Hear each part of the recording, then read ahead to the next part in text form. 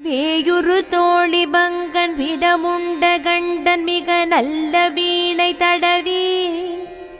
மாசரு திங்கள் கங்கை முடிமே அணிந்தெனுளமே புகுந்த அதனால் ஞாயிறு திங்கள் செவ்வாய் புதன் வியாழன் வெள்ளி சனி பாம்பிரண்டுமுடனே ஆசரு நல்ல நல்ல அவை நல்ல நல்ல அடியாரவர்க்கு மிகவே.